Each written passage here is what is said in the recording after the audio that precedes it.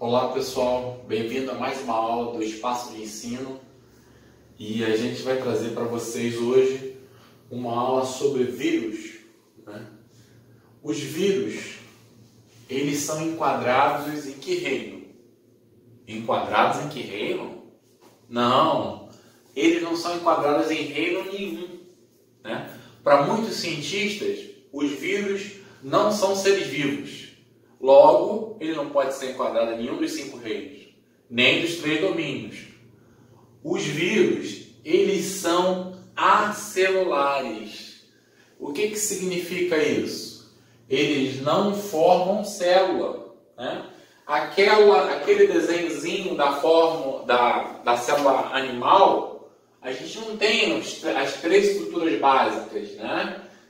Que a gente tem aqui: membrana plasmática, citoplasma e núcleo. E se fosse o caso da célula vegetal ou da bactéria, a parede celular não tem nenhuma dessas 3 estruturas, tá? Então eles são considerados acelulares, tá? Eles são acelulares. O que isso significa? Né? Que a estrutura dele é diferente. A estrutura dele não é igual a uma célula comum. E então, como é que é a estrutura dele? Tá aqui, ó, coloquei para vocês. Ele vai ter um material genético, que pode ser DNA ou RNA. Ele vai ter um capsídeo formado por proteínas que envolve esse material genético. Então, eu coloquei 2 exemplos aqui de vírus, tá? Um vírus de RNA e um vírus com DNA.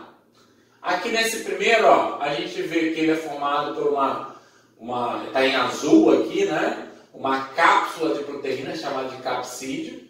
E essas estruturazinhas menores que formam o capsídeo é chamado de capsômero. Tá vendo? Destaquei 2 aqui para vocês. Como é que é a síntese de proteínas? A gente tem DNA, RNA,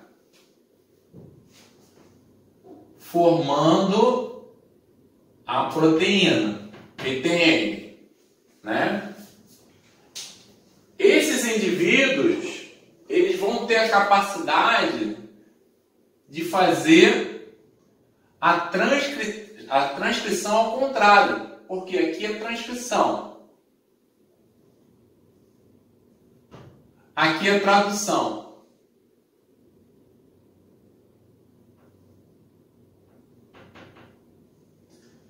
Esses vírus são chamados de retrovírus.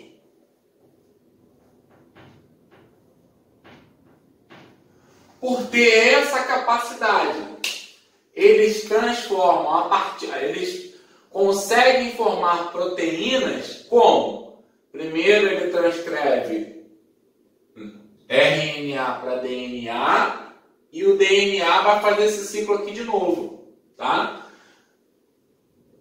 Isso aqui acontece com a gente normalmente, para a síntese de proteína. Os vírus não, ele tem mais esses vírus de RNA, retrovírus, ele consegue fazer isso. Isso graças a quê? A uma enzima chamada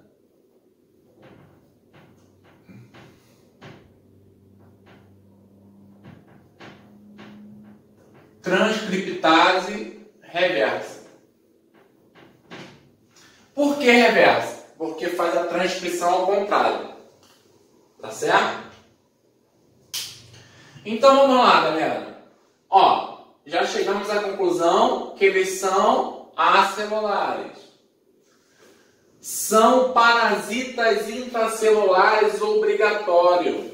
O que significa isso? Que ele não consegue se duplicar, que ele não consegue se reproduzir se não estiver dentro de um hospedeiro.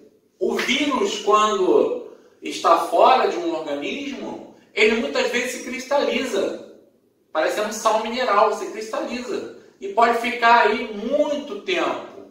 nessa forma inativa, né?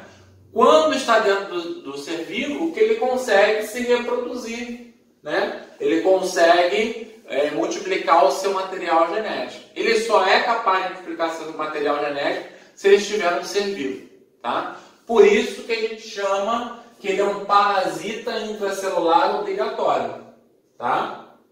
Isso aqui a gente já falou, ó, não é enquadrado em nenhum ser vivo.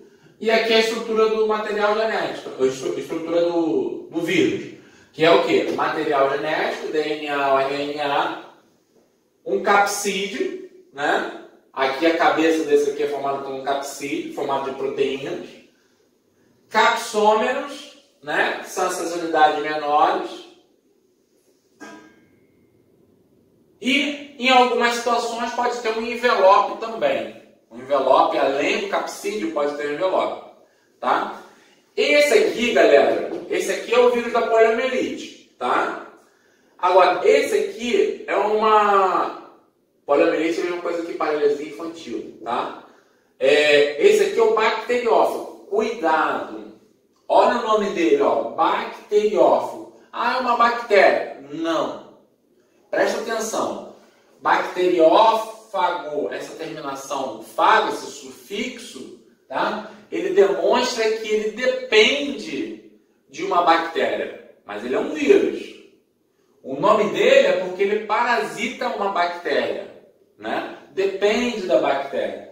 Vírus que ataca bactérias, tá? E ele tem a forma aí muito característica, né? Cabeça, essa cauda com várias fibras, parece uma aranha, mas ele utiliza isso para romper o citoplasma lá, romper a membrana da bactéria, tá? E esses são os dois exemplos que eu coloquei para vocês, tá bom? Então, pessoal, dando continuidade ao assunto vírus, um detalhe importante que diz respeito às doenças é a gente saber quanto à sua disseminação, né? E a classificação dessa disseminação. Tanto para viroses, quanto para protozooses, bacterioses, tudo depende dessa classificação. E um assunto muito evidente aí, muito em moda, é a questão da pandemia, né? A questão da pandemia, epidemia, por conta da Covid-19, né? A gente vai ver em uma outra aula. Então, qual é a diferença de uma doença endêmica, de uma doença epidêmica e de uma doença pandêmica, né? Qual é a diferença de endemia, pandemia e epidemia? A endemia é quando a doença atinge um determinado número de pessoas numa determinada região, né? Então a gente tem aqui a endemia, vamos colocar aí a malária na região amazônica, né? Uma doença provocada por um protozoário, né? E transmitida pelo anófilis, né? É o plasmódio, é o agente etiológico, e é transmitida pelo anófilis, tá? Um exemplo de epidemia. Uma epidemia poderia ser uma epidemia de gripe, de dengue, né? O que é uma epidemia? Ela atinge um determinado número de pessoas e se espalha por uma certa região. Vamos dizer assim, um município, um estado, tá? Seria isso, em termos não tão localizado, mas já se espalhando por uma região, uma área geográfica grande, né? E uma pandemia? Uma pandemia, pessoal, seria em nível continental ou até mesmo mundial, que é o caso, infelizmente, aí do coronavírus, da Covid-19, né? Atingindo o mundo todo. Vamos falar isso, um assunto na próxima aula, a gente ainda deve ver isso, tá? Então essa é a diferença. Endemia localizada, epidemia que se espalha para uma região maior e a pandemia em nível continental ou até mesmo mundial. Tá? Agora, para a gente finalizar o assunto vírus, né, depois a gente vai ver com calma as viroses, é interessante a maneira de replicação deles.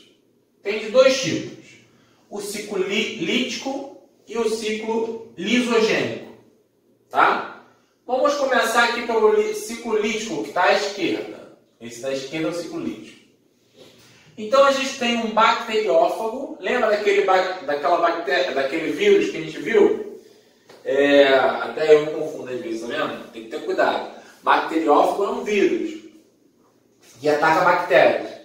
Então o vírus bacteriófago, ele injeta o seu DNA, tá, numa bactéria. Isso aqui é um bacilo. Tá? E a gente tem aqui o DNA bacteriano, né, o cromossomo bacteriano em verde. Tá? E o que vai acontecer? Ele injetando esse DNA no cromossomo da bactéria, essa bactéria vai multiplicar o DNA dele através da síntese de proteínas da bactéria. A síntese de proteínas importante para a constituição da bactéria, mas só que está injetado ali o DNA do vírus, certo? E também produz proteínas do capsídeo do vírus. A bactéria faz isso tudo. Então aqui a gente tem 4 bacteriófagos já com seu DNA e com seu capsídeo. Tudo isso é um DNA que a gente chama de DNA pirata, né? Que ele falsifica ali a identidade e consegue multiplicar. E por que é ciclo lítico? Lítico vem de lise, quebra. Repare que ele vai quebrar a célula, vai quebrar a bactéria. Vai ocorrer a lise da membrana da parede celular da bactéria e vão se formar vírus que vão ser liberados aí, bacteriófagos, certo? E aí pode voltar aqui, né, e iniciar o ciclo tudo de novo. Agora no ciclo lisogênico é um ciclo mais brando, tá? Bacteriófago está aqui, injetou o seu DNA, tá? E esse DNA do vírus vai ser incorporado ao DNA da bactéria, tá?